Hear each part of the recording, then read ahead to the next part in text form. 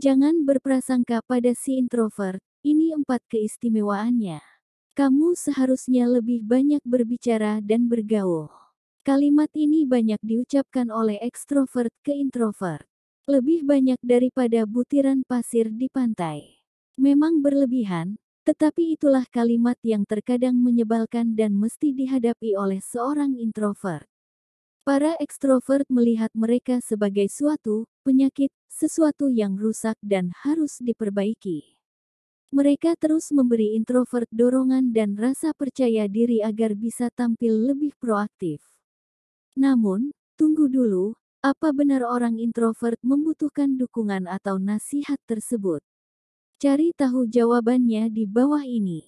Enggak sedikit para ekstrovert yang terus mencoba memberi masukan pada introvert mengenai sifat mereka. Sayangnya, niat baik itu hampir selalu jatuh pada telinga yang lelah dikasihi. Mengapa? Ini karena memang tidak ada yang perlu diperbaiki dan tak ada alasan untuk dikasihani. Sayangnya, orang introvert seringkali dianggap sebagai antisosial, pemalu, bahkan orang yang muak dengan hubungan sosial. Sedari kecil mungkin kita sudah sering mendengar kalau supel, berinteraksi, bergaul apapun namanya merupakan hal yang sangat baik. Sementara itu, pemalu dan pendiam itu jelek. Hal yang perlu diingat, ciri-ciri introvert juga memiliki kesamaan dengan ekstrovert kok. Mereka juga memiliki ambisi, hasrat, semangat, pandangan, dan pendapat mengenai hal-hal di lingkungannya. Hanya saja, mereka tak ingin membaginya dengan orang lain. Alasannya simpel, karena mereka introvert. Namun, adakah yang salah dari hal tersebut? Bila berbicara angka, setidaknya 50% dari penduduk Amerika Serikat adalah introvert, kira-kira sebanyak 160 juta orang.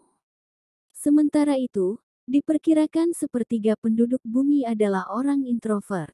Jangan salah, di antara angka-angka tersebut ada orang-orang, seperti Emma Watson, Elton John, Elon Musk, Barack Obama, Bill Gates, Mahatma Gandhi, Albert Einstein, Michael Jordan, Mark Zuckerberg, Steve Wozniak, hingga Larry Page.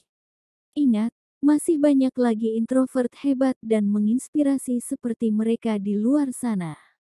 Nah, apa benar mereka perlu mengubah dirinya agar bisa diterima di masyarakat, menjadi sukses, atau bahkan bahagia? Tak paham, maka timbulkan prasangka. Mau tahu sifat, karakter, atau ciri-ciri orang introvert? Menurut ahli di American Psychological Association, introvert cenderung menarik diri, pendiam, tenang, suka menyendiri, dan tidak tergesa-gesa atau berhati-hati. Tak cuma itu, seorang introvert juga lebih suka bekerja secara mandiri. Sayangnya, sifat atau karakter inilah yang sering kali menimbulkan berbagai masalah. Menurut Susan Cain, penulis Quiet, The Power of Introverts in a World That Can't Stop Talking, para introvert sering kali menjadi subjek prasangka yang sangat dalam dan nyata di kehidupan masyarakat. Oleh sebab itu, untuk melihat pandangan yang bias ini dengan jelas, sebaiknya kita perlu mengetahui apa itu introvert.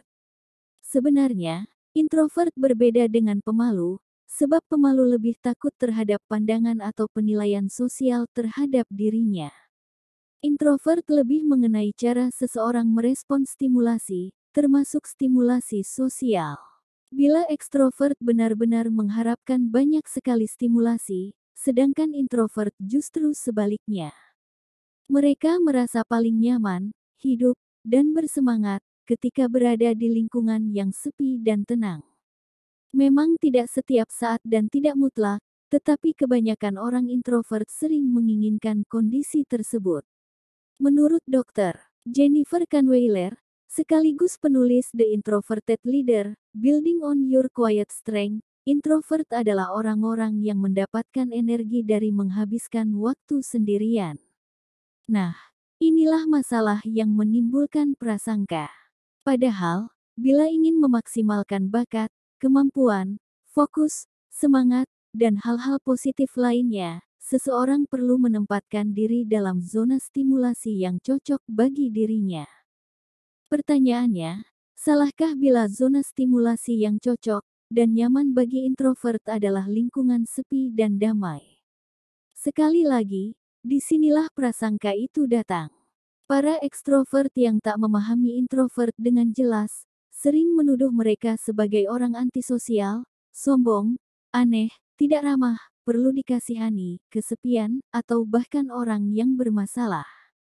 Nah, yang mesti digarisbawahi, kondisi di atas adalah suatu hal yang membuat para introvert lebih nyaman dan benar-benar hidup. Dengan kata lain, introvert bukanlah masalah yang harus diatasi, atau penyakit yang harus disembuhkan. Pendek kata, ini hanyalah cara hidup yang paling nyaman bagi para introvert. Pemimpin sampai teman yang berkualitas. Jangan salah sangka dengan introvert, mereka bukanlah pribadi yang sombong atau antisosial. Menariknya lagi, mereka juga memiliki berbagai nilai positif. Misalnya, 1. Pemimpin yang bijak. Menurut penelitian di Wharton School of the University of Pennsylvania, Amerika Serikat, para pemimpin introvert sering kali menghasilkan kinerja yang lebih baik ketimbang ekstrovert. Sebab, ketika mereka mengolah karyawan yang proaktif, mereka akan cenderung membiarkan karyawan itu mengemukakan ide-ide mereka. Sedangkan ekstrovert, tanpa disadari akan menjadi sangat heboh dengan hal-hal yang ada di kepala mereka. Alhasil, ide-ide dari orang lain akan sulit untuk muncul ke permukaan. 2. Pendengar yang baik. Menurut Dr. Laurie Helgu, penulis Introvert Power, Why Your Inner Life is Your Hidden Strength, ekstrovert lebih cenderung terjun ke percakapan sebelum benar-benar memproses apa yang dikatakan orang lain. Bukan karena mereka egois, tetapi karena mereka memproses informasi secara interaktif.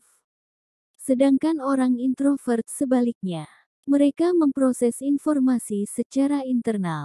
Keterampilan itu memungkinkan mereka untuk mendengar, memahami, dan memberikan wawasan yang dipertimbangkan dengan saksama ketika mereka merespon. 3. Mereka jeli. Selain kemampuan mendengar yang superior, orang introvert juga memiliki keterampilan yang cakap dalam hal observasi.